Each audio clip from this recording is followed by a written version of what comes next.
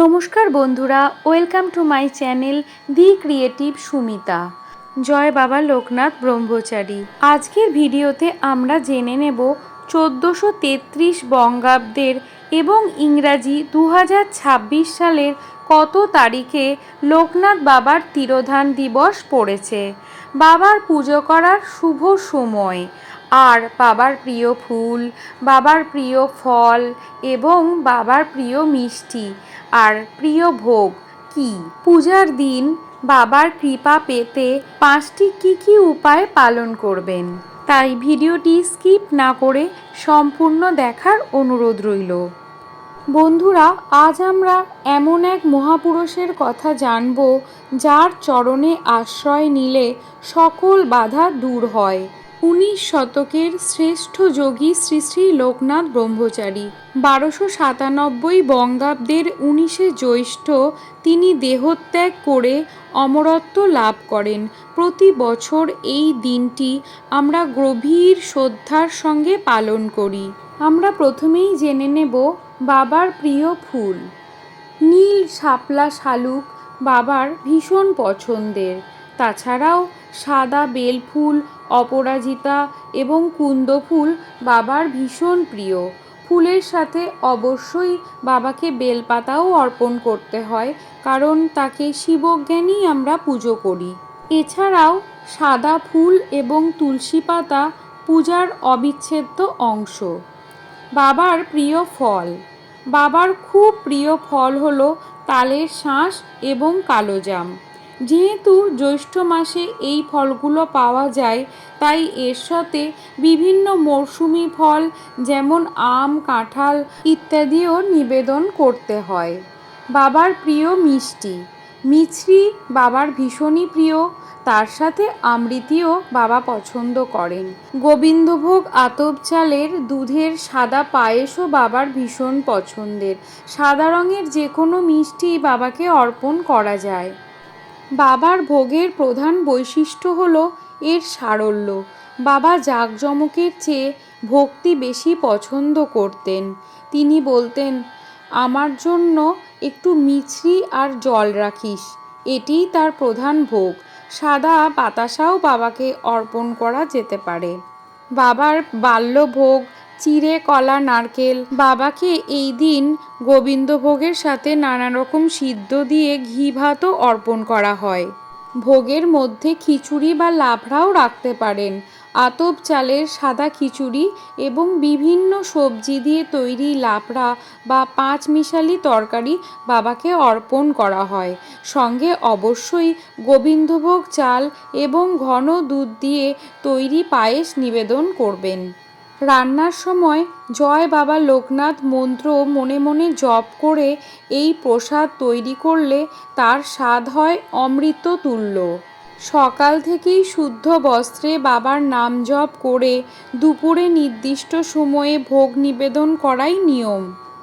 ধূপ দ্বীপ জেলে বাবার মূর্তির সামনে সাদা আসন পেতে বাবার অমর বাণী, রণে বনে জলে জঙ্গলে যেখানেই বিপদে পড়িবে আমাকে স্মরণ করিও, আমি রক্ষা করিব। এই বাণী ভরসা করে মনে রেখে যদি জপ করা যায়, তবে বাবা তাকে সমস্ত বিপদ আপদ থেকে রক্ষা করেন।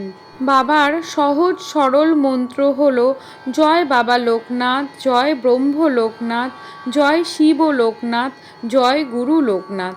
এই মন্ত্র 108 বার জপ করা অত্যন্ত শুভ।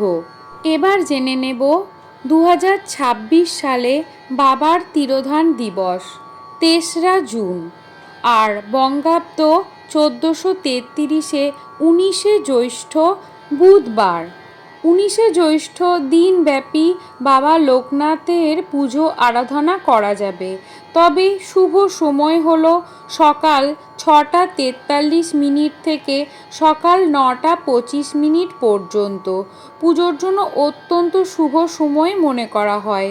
আর দুপুরে শুভ সময় দুপুর 12টা 6 থেকে দুপুর 2টো 47 মধ্যেও বিশেষ পূজা ও ভোগ নিবেদন করা যেতে পারে।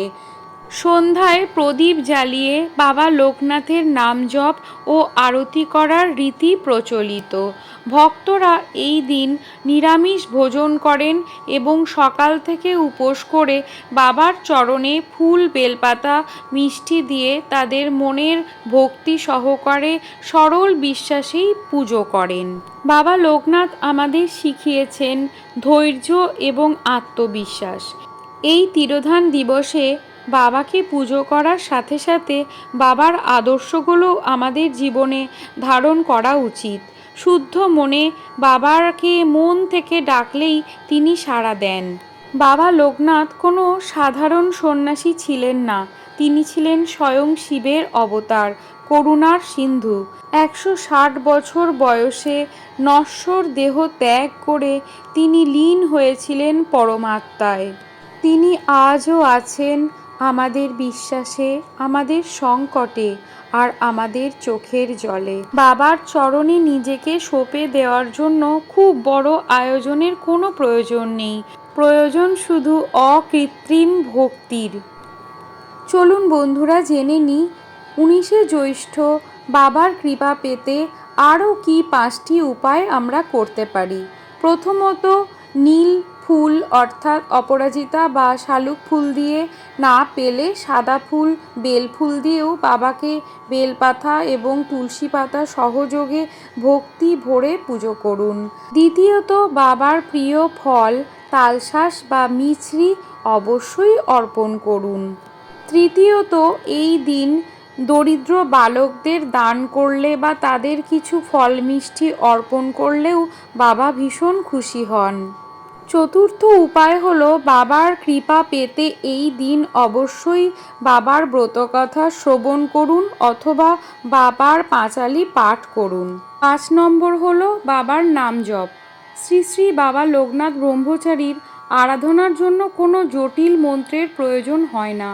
তিনি ভক্তের সরলতা ও বিশ্বাসকেই সবচেয়ে বেশি গুরুত্ব দিতেন। তবুও এই দিন বাবার নাম জপ করলে তার বিশেষ কৃপা পাওয়া যায়। জয় জয় লোকনাথ ব্রহ্মচারী দয়াময়, তব চরণে প্রণাম জানাই হে কৃপাময়। এছাড়া জয় বাবা লোকনাথ ব্রহ্মচারী এই মন্ত্রও মনে মনে জপ করলে বাবার বিশেষ কৃপা ও আশীর্বাদ পাওয়া যায়। বাবা লোকনাথ বলতেন ভক্তিই মুক্তি, তাই মন্ত্র পড়ার সাথে যদি বাবার ছবির দিকে তাকিয়েও তার রূপ চিন্তা করা হয় তাতেও তিনি খুশি হন। ব্রহ্ম মুহূর্তে অথবা সন্ধ্যার সময় জপ করা অত্যন্ত ফলদায়ক। আজকের ভিডিওটি ভালো লাগলে শেয়ার করে অন্য ভক্তের জানার সুযোগ করে দিন। জয় বাবা লোকনাথ ব্রহ্মচারী। আর ভিডিওটি ভালো লাগলে অবশ্যই চ্যানেলটিকে সাবস্ক্রাইব করে দেবেন, পাশে থাকা বেল আইকনটি প্রেস করে দেবেন যাতে এরকম নতুন ভিডিওর নোটিফিকেশন আপনাদের কাছে পৌঁছে যায়। কমেন্টে জয় জয় বাবা লোকনাথ ব্রহ্মচারী লিখতে ভুলবেন না। আর বাবার কৃপায় সকলে ভালো থাকুন আর আমার পাশে থাকুন। ভিডিওটি শেষ পর্যন্ত দেখার জন্য অসংখ্য ধন্যবাদ।